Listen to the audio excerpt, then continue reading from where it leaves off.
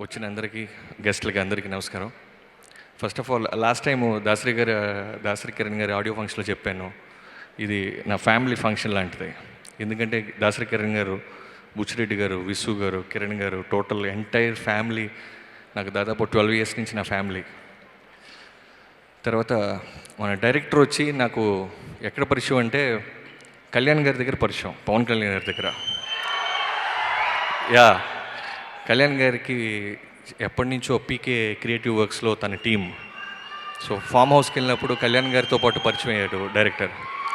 తర్వాత cinema start అయిన తర్వాత ఈ సినిమా ఓకే అయిందని చెప్పారు. తన ఎంతో టాలెంట్ లేకపోతే కళ్యాణ్ గారు తన దగ్గర పెట్టుకోరు.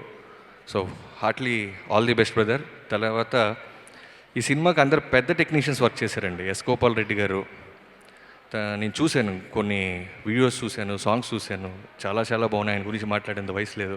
తర్వాత మణి శర్మ గారు, తర్వాత మొత్తం టీం అందరు కూడా చాలా మంచి టీం. తర్వాత సాగర్, తను అంతే. నేను దిల్రాజ్ గారి దగ్గర మిస్టర్ పర్ఫెక్ట్ చేస్తున్నప్పుడు సీరియల్స్ చేస్తాను, తను సినిమాలోకి వస్తే బాగుంటుందని మీ అందరం ఫీల్ అవుతున్నప్పుడు నేనే ఫస్ట్ ఓట్ వేసి తనని మిస్టర్ పర్ఫెక్ట్లో ప్రభాస్ గారి ఫ్రెండ్గా యాక్ట్ చేయమని రిక్వెస్ట్ చేసాము. తర్వాత చేశాడు. సో తనకి టీవీ సీరియల్స్లో ఎంతమంది ఫ్యాన్స్ ఉన్నారో వాళ్ళందరినీ డిసప్పాయింట్ చేయకుండా బిగ్ స్క్రీన్ ఫ్యాన్స్ని కూడా ఆకట్టుకుంటాడని ఈ సినిమాకి ఎంత కష్టపడ్డాడో చూసాము, విన్నాను. సో తర్వాత దాసరి కిరణ్ గారు ఎవరిది ఐడియానో నాకు తెలియదండి. ఇది ఫస్ట్ టీజర్ లాంచ్ ఏమో చిరంజీవి గారి బర్త్డే రోజు చేశారు, August 22. తర్వాత ఆడియో ఫంక్షన్ వచ్చి పవన్ కళ్యాణ్ గారి బర్త్డే రోజు ప్లాన్ చేశారు.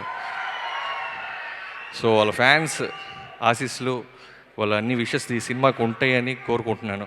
మన లైఫ్లో చాలా మందిని కలుస్తుంటాం. ఎప్పుడో ఎక్కడో ఎవరో ఒకరు కనెక్ట్ అవుతారు.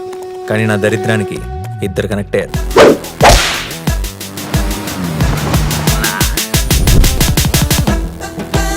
ఈ స్మైల్ చాలా బాగుంది. నిజం అనుకోవద్దు, అబద్ధమే. బానే ట్రై చేస్తున్నావు.